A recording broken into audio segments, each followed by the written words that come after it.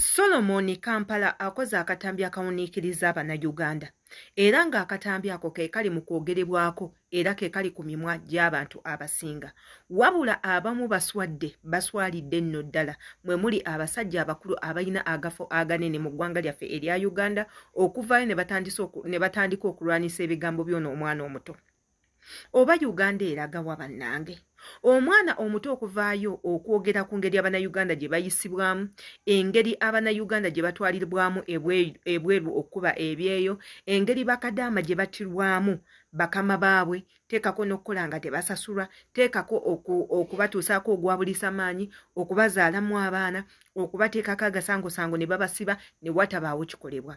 Solomon okwogera ku nsonga z'Abannayuganda abakuba ebyeyo mu buvubi ne batayagala na kudda waka era ne yeebuuza mu ggwanga lyaffe erya Uganda tewasobola kubaawo mirimu abantu baneeno ne balemwa okutwalibwa ng'ekyamaguzi. Mukkirize mugaane nti mu Uganda y'emu ensi ekyasinze okutwala abantu okuba ebyeyo era mukkirize mugaane nti mu Uganda yeggwanga lyokka erikyalina abantu abagenda okuba ekyeyo nga batwala nga kyamaguzi era nga mwe mutali eggwanga terigenda genda mu maaso. Omuntu ajja kuva eri ngambe era bino era biri gwatakimanyi nti musasula trillions and trillions of money buli mwezi. Mwaba takimanyi nti mmwe sente ezammwe muzisindika ewaka nga bamaze obbawa omusaala batema kingi. Gwe omuntu asindise miliyoni 3 ne watuuka miliyoni 2 gwe kyatakimanyi era bw'oba obadde tokimanyi gw'ogenda naawe okudda mu vidiyo oyombesa ebigambo bino. Nze nno mu katambi ka Solomon sikalabamu buzibu yadde n'omulundi n'ogumu okuleka nga tolaba, okuleka ng'oli musiru, okuleka ng'oli kiggala, okuleka nga totegeera, toyina magezi, toyina makulu, okuleka nga tolimirirwa ggwanga lyo nga naawe teweerumirirwa nga n'abaana bo tobalumirirwa. Yenze Sheila Adita, subscribinga ku video zange zineeno, subscribinga ku YouTube channel yange olabe video zange zineeno, atera okomentinge ku butambi bwe mba ntaddeyo. Katugendeko mu butambi bwa Solomon Kampala atera tukomewo. In a country so rich in natural resources, it's unacceptable that young and skilled Ugandans are unemployed, while government officials waste billions of taxpayer income. Unemployment in Uganda is not only an economic issue, it's a national emergency that continues to rob an entire generation of its future. My brothers and sisters, this is a call to action. Us as Uganda's young and restless generation, for us to unite, we need to work beyond this fear and this intimidation if we want to build a new Uganda where all of us are equal, where all of us have the same opportunities as the next person. We need to unite. The current regime survives through military control, manipulation, corruption, and patronage, but it cannot survive in a population where 80% of us are under the age of 30. We need to unite and look past all this manipulation.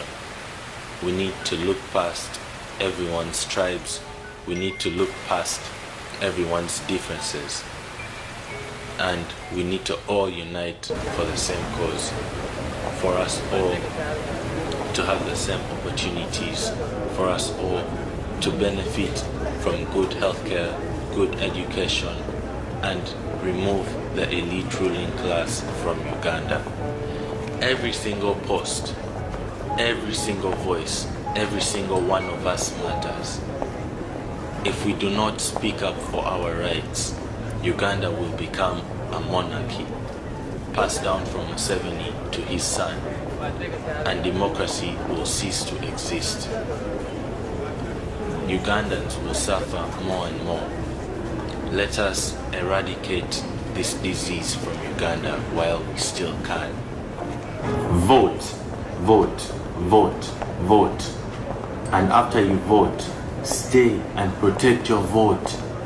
Don't let them waste your vote. Don't let anyone undermine your vote.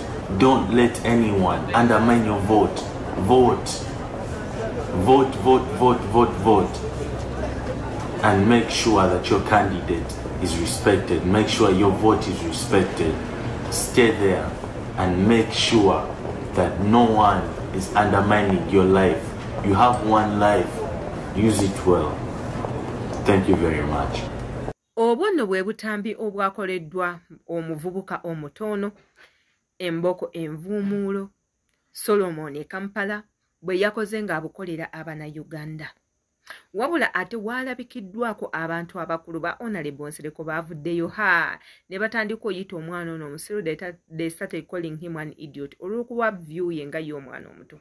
Jjukira nti ebintu ebikolebwa mu ggwanga lyaffe erya Uganda tebikyaliko mwana muto, tebikyaliko muntu mukulu, tebiriiko wasoma, tebiriiko tewasoma, tebiriiko oba olyani oba tolyani, unless abo bokka abali mu gafu. Abalowooza nti okera ku makya ne mukyusa obukulembeze kintu kibi. Abalowooza nti Omunnayuganda okusoma n'afuna empapula z'alina okubeera n'omulimu, ekyo kibi. Abalowooza nti omusolo mungi nnyo mu ggwanga lyaffe erya Uganda, ekyo kibi. Abalowooza nti amalwaliro galina okubaamu amadagala, nga kibi. Abalowooza nti nno abakazi okufa nga bazaala ewatali bikozesebwa, ekyo kibi. Abalowooza nti nno omwana omuto alina okuwa eddembe lye ery'okusoma, ekyo kibi. Abalowooza nti nno ennoni zirina okubeera mu masomero, ekyo kibi. Abalowooza ku musaala gw'abasomesa okwongezebwa nga balaba kibi. Abalowooza ku musaala gw'abasawo okwongezebwa nga balaba kibi. Be bantu bokka abavuddeyo ne babanga tebaagala vidiyo ya mwana eno etambule mu bantu yadde okubaako omuntu n'omu agiwuliriza. Era nga baakoze kyamaanyi nnyo okujja ku mpewo ne bagamba tetusobola kuddawo ne twogera ku bigambo mwana bye yayogedde, naye ate nga bafuna obudde obwogera ku bigambo Fuufiga byayogedde, ne boogera ku bigambo Bebekulu byayogedde, ne balodda ku bigambo ebitalina makulu ne babiwa obudde ne bitambula ensi yonna, wabula ebigambo ebirimu amakulu ebyayogeddwa omwana omuto tebaagala bintu yonna abiwulira. Era nga kigenda bba kya buswavu nnyo eri Abanayuganda omwana ono baasinga emyaka okuba nga temulaba bintu mwana ono byalaba. Kigenda kuba kya buswavu nnyo eri Abanayuganda abali ku byeyo nga gye mufiira okuba nga mukyagamba nti obuyinza tebulina kukyusibwa.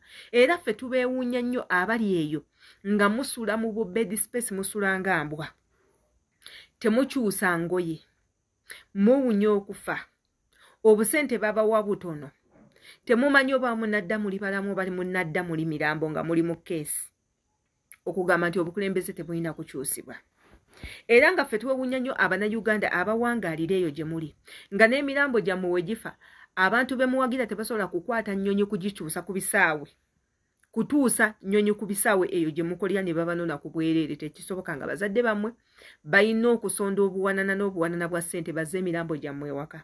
Iffe mutwewuunyisa nnyo okuddawo ne muwoza oye jjajja beerako ng'olina emyaka 32 tolina yadde poloti, olina emyaka 35 tolina yadde akayumba k'abapangisa, olina emyaka 28, 29, 31 nga osula mu luumu emu gw'oli mu jjajja oye.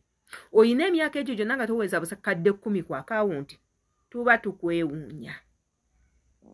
Oyina egyo emyaka gyonna tusobola kulaba nti omusawo eyakera ku makya n'agenda n'asoma obusawo n'afuna ebbaluwa aweebwa emitwalo 15,25 nga gwe tolaba nti obwo obusente butono obutasobola mubeezaawo, tuba tukwewuunya. Era zino ensonga z'eggwanga oba tolina kuzoogerako yadde okuwa endowooza yo, olina kubeera mu buliri bwo ne bwebaka n'obeera ne baboofu banno. Ebiseera ebisinga ffenna tuba n'abantu betuwagira, ne tetubawagira nti olw'okuba tubaagala, tubawagira olw'okuba boogera ku ezo ensonga ezituluma oba olyawo ze twagala tubeere nga zikyusibwamu mu ggwanga mwe tuli. Mukkirize mugaane tewali muntu atayagala ggwanga ddungi. Ng'omusirikale ekyambalo kye kyayambadde kiweebwa ekitiibwa, ng'omusirikale atya okulya enguzi, ng'omusawo atya okulya enguzi, ng'omusomesa atya okulya enguzi. Twagala ne tubeera mu ggwanga nga buli kimu obumenyi bw'amateeka bukendeereko, obubbi bukendereko, abantu baweebwa emirimu, nga temukyali kusosola mu mawanga nti wooba gwe toyogera lulimi luno togenda kufuna mulimu. Engewatali kyali baana bawala bakozesa olw'okuba baagala emirimu. Omusajja n'akugamba weeyambule nkukwate ku mabere olw'okuba oyagala okukola. Ebyo byonna bikendere nga amateeka mu ggwanga eryaffe gakola. Woloopa omuntu oyo akwatibwe era ateekebwe mu mbuga z'amateeka, wabula nga tegakola kuba munabamu. Simanyi oba muntegeera byebyo Solomon Kampala byabadde ayagala okubalaga nga mu Abanayuganda. Yenze Sheila Adita kamanye ndowooza yo ku butambi nga bwe buti mbaagala nnyo.